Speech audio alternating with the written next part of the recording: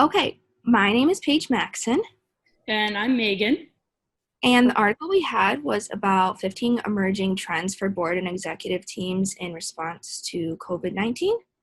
So, some of the background that was provided from the article included some of the information about coronavirus is there's been evidence of progress trying to contain the pandemic. There is a chance of the virus coming back, which, obviously we hope doesn't happen, but Do you believe that it'll come back? I mean, I don't see why it couldn't. I feel like if it is similar to like the flu, we do see that, seasonally. So I wouldn't be surprised if it does. I also Okay. think just what's going on right now, with the protesting and stuff like that, there is a risk. I feel like that it might come back. Like some states are actually seeing increases. I think Texas just reported their highest cases. So I don't know. I hope it doesn't come back because I would like to go back to normal. But there is definitely a possibility. So, with all that in mind, it's a really crucial time for the boards and executives to focus on, these important questions and what procedures they would have to try to get the companies to go back to normal. Megan?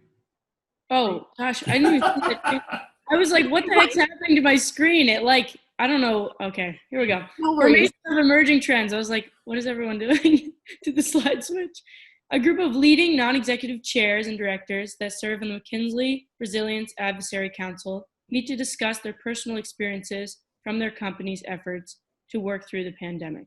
They created 15 emerging themes that will help guide boards and executives through difficult decisions regarding company plans to return to performing at full capacity. Two important categories of trends emerging after outbreak include managing the crisis, trends 1 through 5, and returning to work, trends 6 through 15. Okay, so managing through the crisis. The first trend is creating a balance between hope in the future while maintaining the realistic expectations for the organizations. So, with all of these trends, we kind of went through and thought how we might think this could affect the company or use anything that we've seen previously in hopes that these trends will work to the company's benefits. So for this one, the companies have been changing their production to create products that are needed to combat the pandemic. So some companies have been producing like hand sanitizers, face masks, or ventilators. And this is a great way for companies to increase their growth and confidence as well as their revenue. So balance. Okay. Yes. So managing the crisis, through the crisis, trend 2, the unknown part of the crisis may be beyond anything companies have experienced before. So some companies may see, they don't know if they're dealing with a 5% of the issue or 30% of the issue. The next step for boards will to prepare a new strategy to try to get back to normal, which we're all trying to do. The main goal for this kind of preparation is to not only find better answers, but to importantly build the company's ability to learn and adapt quickly. So if anything happens like this again, we're able to adapt, and we've been through it, so we know what we can do. Why do you think why is that important that they learn how to adapt to these things? I think it's important because, I feel like everyone should be learning and growing. What you learn, you should use next time it happens again. I think it's super important because in order for a business to grow, you must constantly change and learn from your past mistakes, or you're just going to be beat out by bigger companies or upcoming companies. So The third trend that we saw from the article was being aware of the backlash from remote working, which could come from the lower level employees. So, yeah, remote working can cause a panic for some employees, especially those who are not as advanced or confident with the technology required to do this. Along with hesitation to change, employees may be resistant to learning how to operate new software required for the remote learning. So, we feel that the boards and executives must work with the lower level employees to make them feel comfortable with the technology and decrease the divide between the levels of employment. Isn't that like, if like an employee is unwilling to learn new software, wouldn't like you just want to rather just get rid of them rather than having to like kind of fix the company, or not around them entirely, but and I feel like if you were a boss, you wouldn't want to have employees that aren't willing to adapt to how the job has to work, I guess. Yeah, I totally see what you're saying. I think that's also like a very important thing that employees should want to be learning to be able to do their job to their best ability. And I feel like this will take, if they are to like try to implement some form of like training or like working with the lower level employees, it might take away from their time to be able to do something else. But I feel like since remote working is really new for a lot of people, they're kind of hesitant and maybe even a little scared just because like this is so completely new for some people. So I feel like that's kind of what the article was targeting, more of like making them comfortable to the change that if they aren't comfortable to start with. Why do you think people might be resistant to change I or think hesitant? I think change is a little scary sometimes, especially when you're not used to it. A lot of times people just go with what they're used to. So I think there was, in the last reflection, there was like, would you rather do something you're really good at or something that like challenges you a little bit? And, you know, I always like a little bit of a challenge. So if I already know how to do something super well, I want to learn a new thing so that next time I can also do that super well. So now I have two things that I can do really well. So it's just building, I guess. Chris? I had a question. Do you think you'll see like maybe older people just say, I'm not going to bother learning new software. Should I just retire? Do you think you'll see some of that maybe? I think that's very well possible. If they're close enough to retirement and they're like, I don't want to put any more time into this or learn anything new, I'm done. They're making enough money and they're sustainable. I guess they could just be like, maybe they should retire a couple years early or something. Yeah. Yeah. What if somebody's younger and doesn't want to learn that? I think they should start learning. Well, what would you do if you're the president of a company and and you got this whole group of people who just like, I'm not doing that. What would you do? I don't think that's really anyone I want in my company, honestly. Okay, but what would you do with that? How would you approach them? I feel like you would have to ask why they don't want to do it and just see It's what too hard. Mind. It's too hard. I'm too old. You haven't trained me. I think. Why do I need to? What's going to be different? Why do I need to do it this way? Right. I mean, I feel like training's always helpful, and just showing someone that it isn't actually as hard as it may look, or like the technology's not actually as scary as it seems to be sometimes. Yeah. Anybody else want to chime in on that one?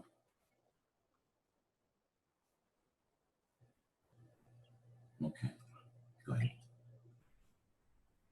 Okay, so trend 4, do not overlook risks faced by any self-employed professionals, informal workers, and small businesses.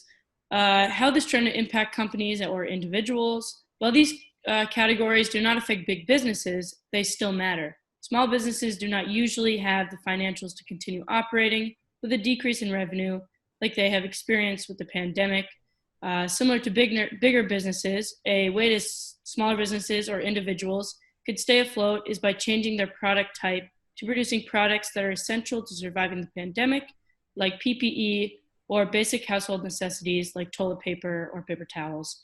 Since the demand of these items are high, they're likely to sell them and continue to make profits. We've seen this in a bunch of bigger companies like Nike, and I think Adidas came out with masks, and I think even SUNY Geneseo just made their own line of masks. Maybe that was fake, but I saw that somewhere.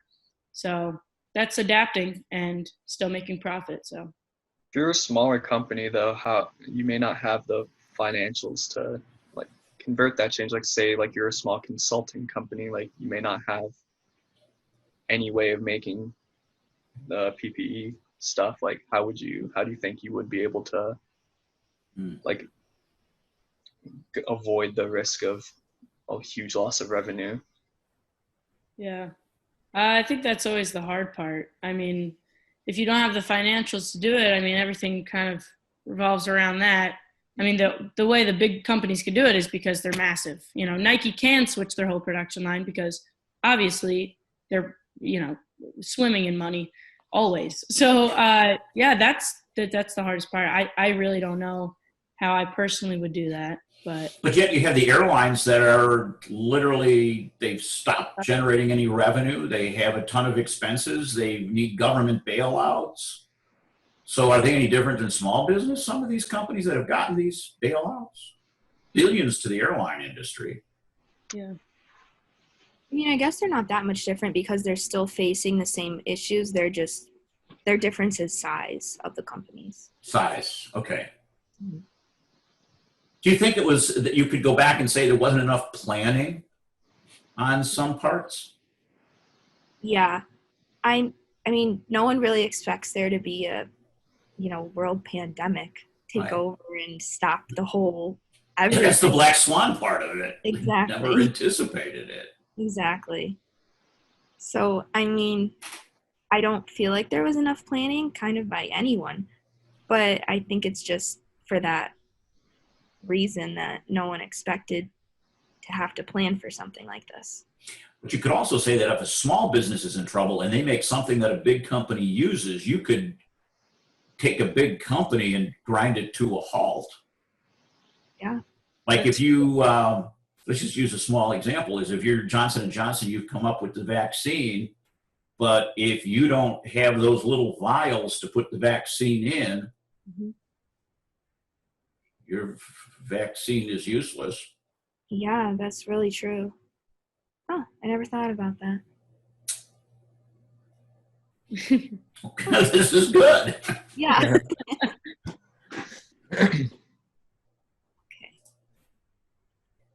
So the fifth trend that we saw was certain industries and sectors are really struggling and need help. Mhm. And some of these industries are higher education, which we are all experiencing at the moment, the arts and sports. This is due to the high volume of people that either attend or participate in the industries, which obviously would cause the high volumes of people to gather in one place. Along with this, most art forms and sports include physical contact with other people, which do not abide by social distancing guidelines. And I think we all can feel the struggles of the higher education, just because, we had to switch to the remote learning halfway through the past semester. And I guess I'm not really sure what the next semester will bring. I'm not sure if that has been announced yet. Nobody knows. Right. We simply don't know. How would you approach it? Let's take this. We do know that there's two options right now. You come back with no density, which is online, and low density, which means you try to keep people as far apart as possible by doing different things. So go back to the question I asked about training and changing. Think of the faculty you've gotten to know and love over the past few years. How do you think some of them are going to adapt? Don't they have to learn new software, learn how to use Canvas? I mean, I think it's a big struggle, especially for the faculty, because there's even more pressure on you guys to make this all kind of pull it all off, because there's only so much we can do on our end because, we're just learning at this point and doing assignments that are given. But I mean, the faculty has to create all of the learning material and make sure it's available through either a Zoom meeting or if it's available on Canvas or any other platform. It has to be everything has to be on Canvas. Right. So that's and modules. Right. That's just difficult to start with. I think it seems very time consuming to me. But if let's assume you're a tenured faculty member. I'm not a tenured, I'm on a contract basis. So I'm good through May of 22. Then they've got to decide if they renew me for another 3 years. But what if I have tenure and you can't fire me? And I say, I'm not going to do this. I'm not going to learn this Canvas shit. Yeah. What do you do? I mean, I know you're going to have a bunch of really upset students, and I don't know.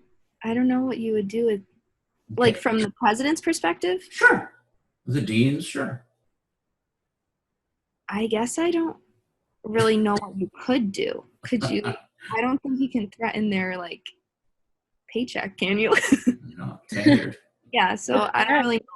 It's a binding contract, so like I don't really know what you could do. I mean, you can't rip up the contract and be like, no, we're done with you. Like, I don't know. Yeah, that's why I think I'm in the same stage as Paige. I think it's a little ridiculous because, I mean, you can go to basically any job and just the employer can fire someone, but you can't for this. I don't know what it's called, but Tenured. Tenure. And I don't know. I just think that you should be able to at least fire them if they're not up to the standards of the school. I don't know. And it does have its benefits, but I don't agree with it 100%. Yeah, you got to adapt and change. Yeah, Now, how would let's transition this to another business, not a higher education, and you're the customer. How would you respond to a company that you purchase things for that didn't adapt and change to a better way of serving you? What would you do? I would no longer invest in that company. Okay, but as a customer, what would you not do? I wouldn't buy from them anymore, You probably. wouldn't buy from them anymore. What's the risk the college has? People transferring.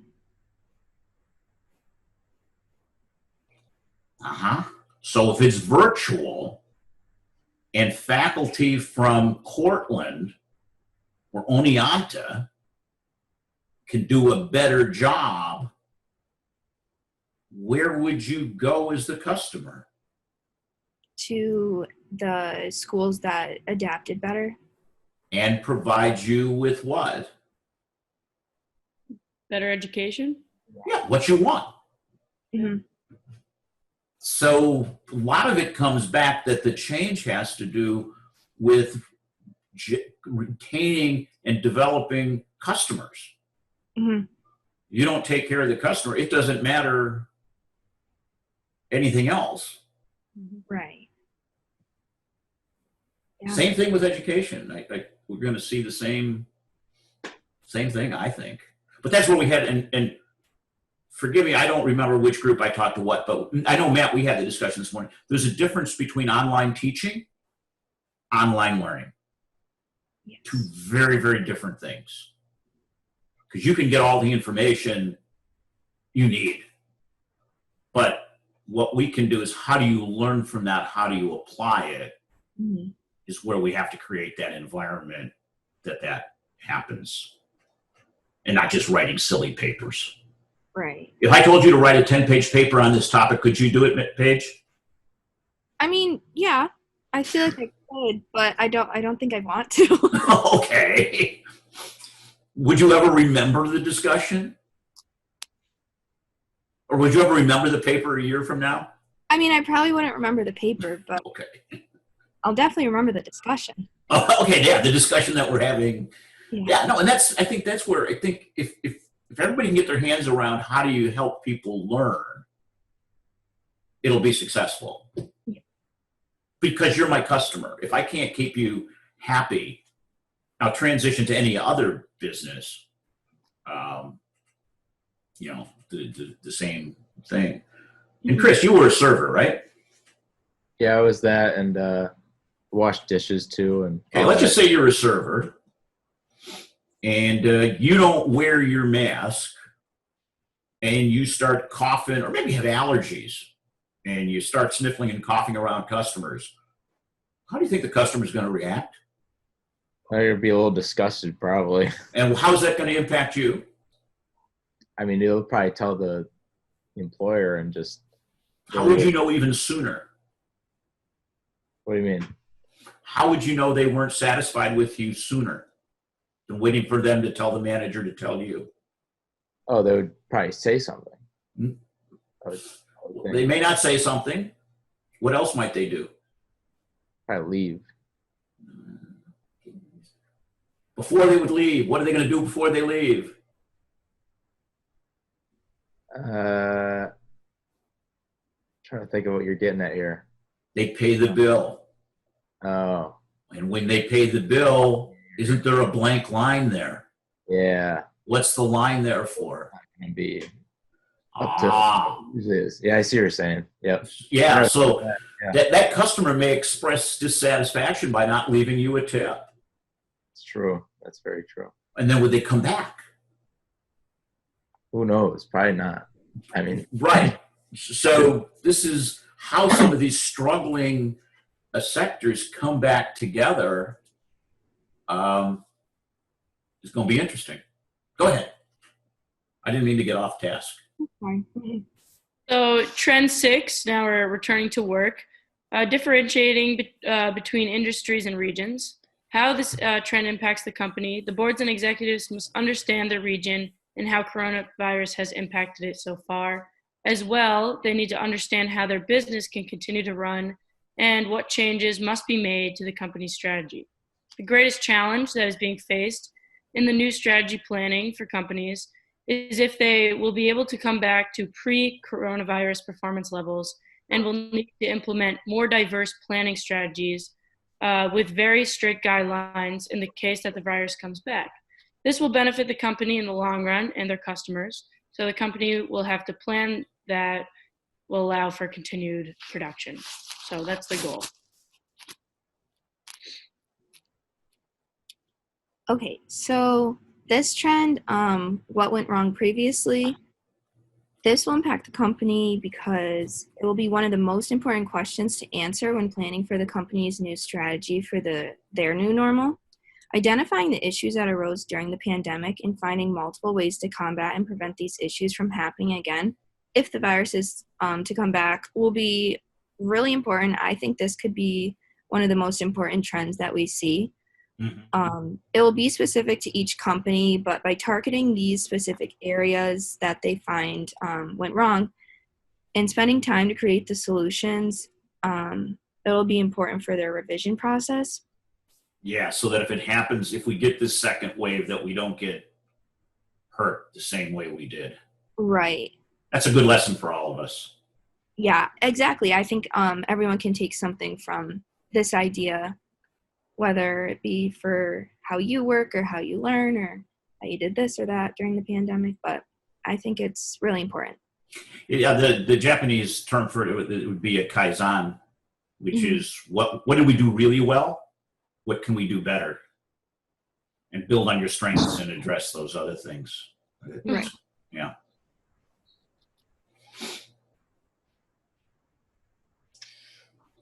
Okay, so this is me here. So trend 8, preventing a backlash to globalization. This is how the trend will impact company. Nationalism has always been strong throughout history, especially with our country, but the pandemic has definitely caused an increase of these feelings for people. Despite a company's experience in the global business industry, companies could find it harder to directly connect diverse and potentially conflicting stakeholders due to the abnormal increase in nationalism around the globe. The company could consider finding a way to mediate between the private sector and any conflicting stakeholders to continue their globalization. I think this is one that I'd say nervous about because there's 7 billion people in the world. We can't isolate ourselves from the rest of the world. I mean, I understand what concerns are, but just 6.7 billion people other than us, you can't isolate. I don't think you can. And, you know, there's a reason that manufacturing capacity moved out of the US into Mexico, Eastern Europe. It's the cost. And if you try to do everything in the US, your costs are going to go up and nobody wins. Right? Yeah. Can you imagine Walmart? What's Walmart's theme? Chris, I'll try. Do you go to Walmart, Chris? yeah, was it like It's posted all over. was it like save money or shoot? Come on. Low prices. Well, yeah, that I thought they had like a catch line or something. Now they got low prices all over the that's that little symbol thing. Yeah. Why do you think their prices are so low? Because they have it's basically it's just a warehouse. I mean, there's that, like you go into Wegmans and it's little nicer. The lighting's nice. Yeah. In the Walmart and everything's kind of just on like racks and kind of just in a big space instead of Okay. going to Wegmans and having like this nice environment and you can get food there and stuff. I think it's just you're kind of paying for the environment you're That's in. one. Sure. Because it's made cheaper somewhere else, and Yeah. imported into the Uh-huh. country. Yeah. So they keep their prices low by importing stuff, Right. you know? And that's where, and there's not enough people to work here in the U.S. to produce all of this. Hmm. Okay, go ahead. This one is one that I think is the most important one, especially if I'm in a big company, Hmm. and that can include small companies here in Rochester that are in optics. And some of the work they do there, they can't survive just in the U.S. alone. They need the global market. Yeah. Okay, go ahead. Okay, so for Trend 9, companies might need help with government relations. In addition to a loss of confidence in the mechanics of the free market, governments are starting to make strong interventions as well. Companies are struggling the most in this situation because there's a lack of organization to manage the complexity of the free market structure.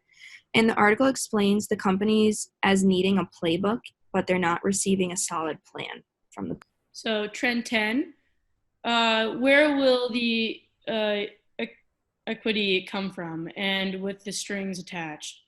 How does this trend impact the company? Based on the information provided by the article, governments will be supporting different sectors with new capital. The level of uncertainty the whole world is in makes planning and understanding the government difficult, but that does not take away from the importance of validity. I can't say that word, but validity. Yes. Companies should be asking the hard questions to try and prepare their new strategies as quickly as possible. So yeah, this is very important in getting back and returning to work.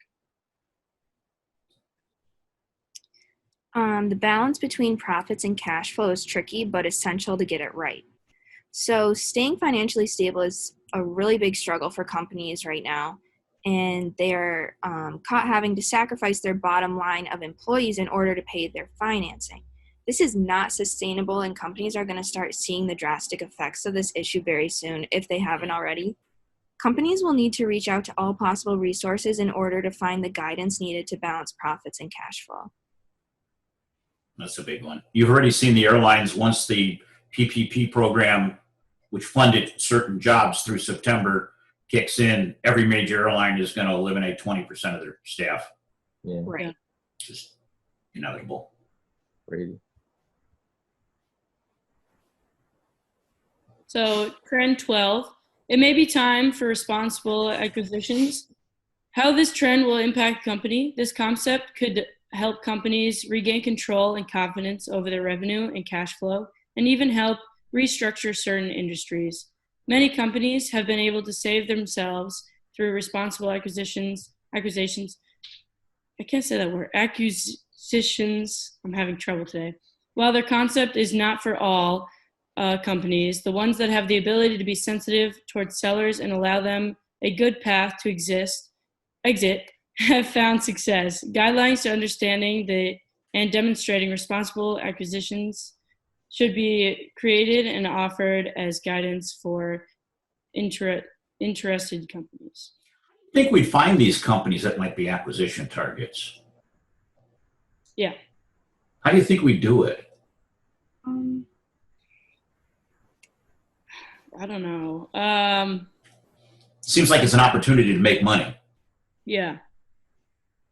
Right. So would it be like the bigger companies kind of finding like smaller companies that are a little rocky and taking them in?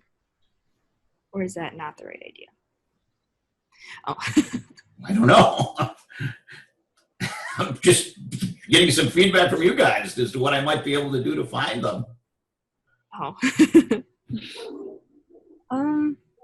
I mean, I guess that's kind of my understanding of it. That's kind of what the article led me to think. But I feel like, I guess most companies would be able to acquire another in some way. or As be long a as I have the cash. right. Yeah. Yeah, that's like the main factor. You have to have the money to do it. I mean, to do so. So I don't know. I know Uber Eats was thinking about buying Grubhub, which is like a food delivery service, and they're doing really, really well during this pandemic because no one wants to leave the house and have their food delivered. So I think it would be like more companies that are like benefiting off the pandemic, that are smaller, and bigger companies will like want to pick them up and bring that into the portfolio. Yeah. Okay. So some people are going to be looking at this as an opportunity to make money. Yeah. How Yeah. could you use this opportunity to grow for your future or to make money? Investing. Mhm. Okay. What else could you do? Think about all the stuff that you've talked about so far. Now, I'll let you finish the next three. Then we'll ask that. That's the last question. Okay. When you look at all these trends, how will you be able to use them to grow professionally, other opportunities you may have? Okay. So for Trend 13, cyber risk is growing, and due to the shift of remote working, companies can face a risk of cyber attacks on the company's software or websites used for workers and storing information. Boards and executives have started to focus and work closely with the security to combat this possible risk. By increasing cybersecurity, a company can continue to work during the pandemic and decrease any hacking or stealing of private information. In the case that the virus comes back and remote working continues, boards and executives should incorporate cybersecurity into their new strategies. And this is just so, I mean, it's pretty straightforward just to make sure that the company's information isn't being stolen or any personal information of the workers. Do you think like smaller companies are going to be able to adapt to that? Because like Zoom has been shown to just be awful for your computer. Like it just gets into it. Like how do you think like a small like mom and pop shop that requires online things, or like an online consulting company that's only a couple people, how do you think they're going to be able to operate? Because they probably don't have the money to afford to invest in a lot of cybersecurity like a huge company could. Right, and that's kind of what seems to be like an unfortunate reality, is that not all companies are going to be able to do this, especially if they're small and they don't have the cash to support it. But if you, I mean, it's hard to say, but if the virus is to come back and this has to happen again, like remote working, it might be a good investment to make, even if they needed to take some money out of the bank to do I so. feel like, yeah, overall, like the risk side of it, like what if your stuff really gets out and then your business is kind of just totally gone? You have nothing if like something really important gets out that, you know, destroys it all. So maybe putting a little money in to get a little extra out, or to continue profiting, you might just have to make the risk and maybe take out a loan if you're really in the, you know, really struggling. Mm-hmm. I don't know. That's the hardest question, really. But I think it's worth the risk, especially because the risk is so much more than just, you know. Okay. So trend 14, innovation has never been so important. How this trend will impact the company when reflecting on the problems and where the company went wrong during the start of the pandemic, innovation can help solve these problems. The biggest issue right now is not just finding new things in businesses, but new ways of doing things, and try to hold on to the methods that were working for a company and formulate them into a new way that corresponds to the needs of a business following the pandemic. New capabilities and work ethics will need to be explored in order to have the company perform at the most efficient capacity while maintaining any and all health guidelines. So once again, this is playing on we need to grow and learn from this past pandemic or what's really going on now, and try to do better and get back even quicker, open the economy. It's almost like they're listening to Dr. Deming, his 14 points, continuously improve. Yeah. And realizing that some of the problems are not necessarily the worker, but the process. Yeah. definitely. I mean, look at that. You threw people who had no idea what this online learning process is into the process. Yeah. Here I was ready to, fire them, Yeah. It's like the whole efficiency aspect of all of those different things we looked at, all the theories. It played on, efficiency. How can we do things better and bigger than before? So this definitely plays into that. And the last trend is the path ahead will surely have ups and downs and will require resilience. And how this trend will impact the company as statewide restrictions begin to lift and parts of the economy reopen, the path for a company's growth will not be steady. There will be some bumps along the way. While companies should be hopeful for new growth, they must also plan for possible events that could stop the growth in the future. Companies will need to change their path to new growth and plan new strategies in a way that will prepare them for any missteps that could occur. And I feel like this is important not only for the pandemic, but just in general. I think it's a good idea to have a few different solutions to any problems that could come up for a company. But of course, that does require a lot of time and commitment from the workers that would be planning these solutions. So I could see where companies might not always be as prepared because they don't have the time to spend on creating the solutions. Mm-hmm.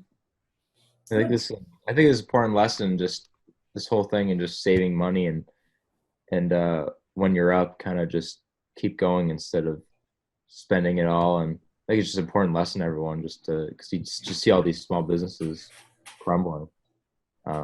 Maybe because they're starting up, but some are just not prepared for something like this. It's very interesting.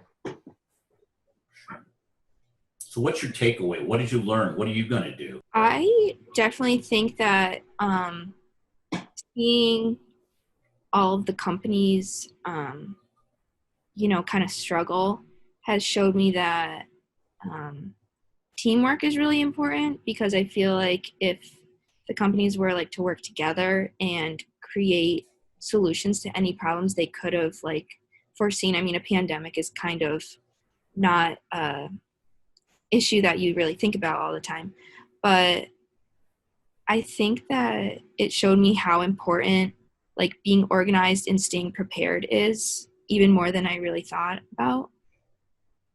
Yeah, I think this showed me just how important all these businesses are for our economy. If these businesses fail, it's you think about everything you do in a day, oh, you go to the grocery store, oh, you go here, you go there. If these places fail, it's what do we have? I think it just shows me first the importance of all these places, and also the importance of small businesses. I think after this, I'll be supporting my local and small businesses way more than, maybe going to a fast food chain or something, rather than just go to one of my small businesses in town, or just supporting them a little bit more, understanding that this is probably the hardest thing they're going to go through financially and revenue wise. So I feel like our help is like that team aspect. We're all a team. We're all trying to succeed in life, and we can all just help everyone out and be one, kind of. Mm-hmm. I think patience too, with not even just within the company, but just for anyone, customers, the workers, the executives, all levels of employees. I think being patient with each other through this learning process is very important, and just being able to respect how a company might be trying to resolve an issue, and if it fails, then it fails and they try again, but not just giving up on them right away, and just trying to help, especially if it's a smaller business, staying loyal to try to help them recover right during the time. I don't know, stuff like that. Mm-hmm.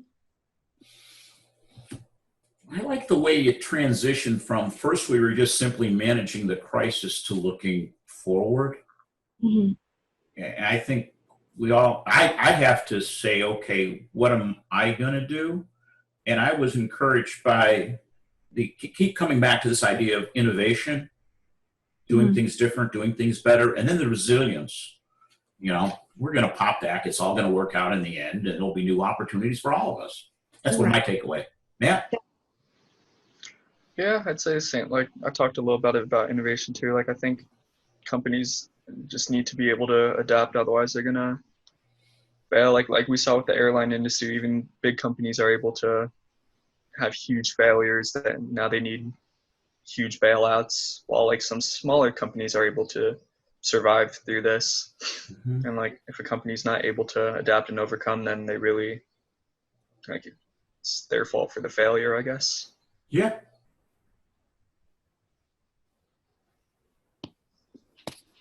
And Chris? we just have one more. Oh, sorry. Chris?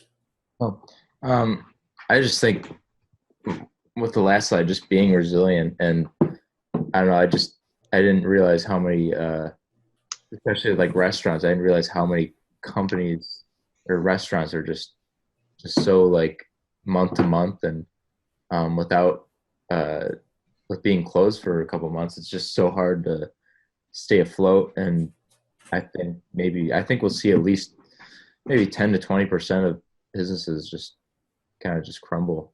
Yeah. I don't know. I think it's going to have a big impact on a lot of small businesses because they were already maybe unstable or just starting up, and then this happened. Yeah. Sure. Joe? I agree with Matt and Chris. I mean, it's just going to be resilience, and there's some businesses that are really affected by the pandemic, and there's some businesses that are thriving off it. So it'll be interesting to see what happens in the future. And our challenge then is really how do we become resilient? How do we innovate in our own lives? Good presentation.